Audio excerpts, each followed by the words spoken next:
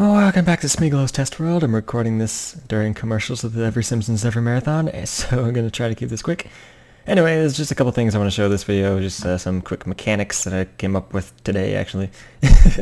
And also a few things I want to ask, for help about, because I just can't figure out what the hell's wrong with it. It's probably just a bug, or just a couple bugs, but I just want to make sure that I'm not doing anything wrong. So anyway, first thing I want to show is the fight or flight potion effect system that I want to kind of implement in Storm the Castles. You might be able to unlock this as an ability by using an emerald block or something.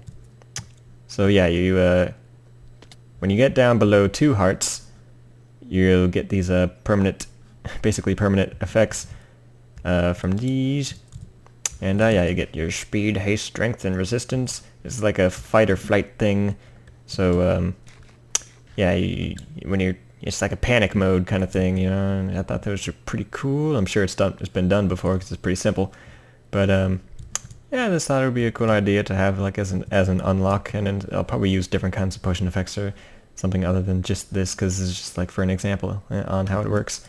And yeah, once you get past 2 hearts, you'll lose the potion effects.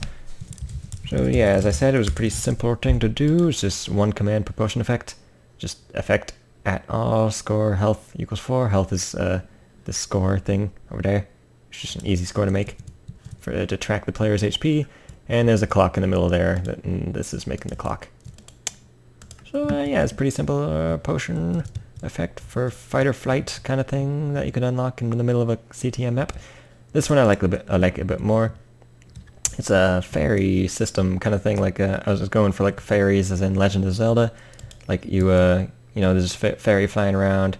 You go near the fairy, and it gives you regen 3 for a bit. I haven't actually tested how fat or how much this actually regens, so I might want to do that right now. So game mode.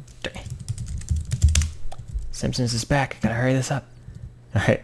So how much regen does this actually give me, or how much HP? Yeah, so I'll probably go for maybe a bit faster than that, maybe regen 5 or 6 instead, and see if I can get it to full HP pretty easy. But you get the idea. It's there's a fairy flying around, and you touch him, and he gives you HP back.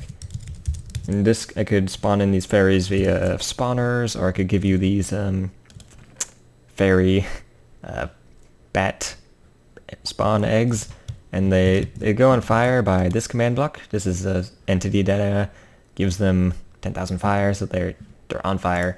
And I just think that looks like a more of a fairy than just a bat. And this is just giving the bats some fire resistance so that they don't die. And I want to make sure to do these entity data and effects so that they'll work with the spawn egg. And so yeah, as long as you spawn a bat with the name of fairy, or any mob with the name of fairy actually, it'll give it the fire resist and flame or fire. And then this is just executing the potion effect to the players that are within 2 blocks of the fairy. I want to increase this to 3. It's kind of hard to get up that close to them when there are bats just flying around. I want to somehow slow down the bats too, but I'm not sure how would I do that at this point. But yeah, then the comparator kills the fairy after it's done its duty.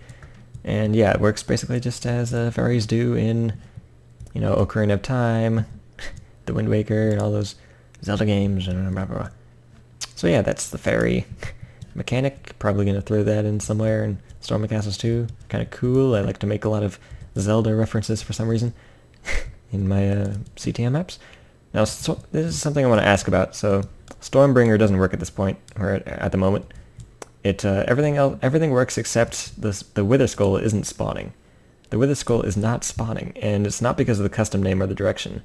It seems like there's a bug with spawning the WitherSkulls now, for some reason. It just says unable to summon object.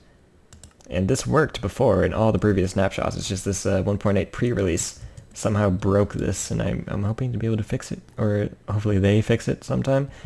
But yeah, right now the lightning arrows don't work, and that's something I wanted to ask about. And if anyone else is having trouble with this, then hopefully it's a bug that gets fixed by the 1.8 release or something. But yeah, it's kind of worrying me.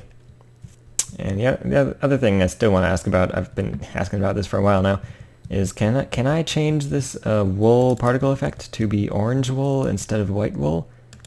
See, it used to be that, you know, this is a particle block rec command. It's execute, so that it'll be like right on top of the mob. But yeah, it used to be you just do this, and then this gives the damage value of the wool it's trying to give the block crack for 1, which should turn the particles orange. You saw I did make a test world video showing different colored particles, and that's how I did it. But for some reason, something changed in one of the snapshots a while ago that made it so that orange, yellow, purple particles just don't happen anymore. It just says it failed to execute. Yeah, it just failed to execute particle. And I've been wondering about this for a while now, because I really wanted different colored particles for the different fleecy mobs. So if you know if that's a bug or if it's fixable, then make sure to post in the comments and whatever. But that's about it. That's about all I wanted to do in this test world, so now I can go back to watching The Simpsons, the Every Simpsons Ever marathon.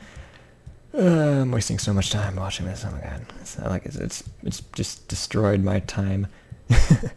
Hey. So anyway, yeah, see you next time for whatever I do next during the next test world recorded during the commercials.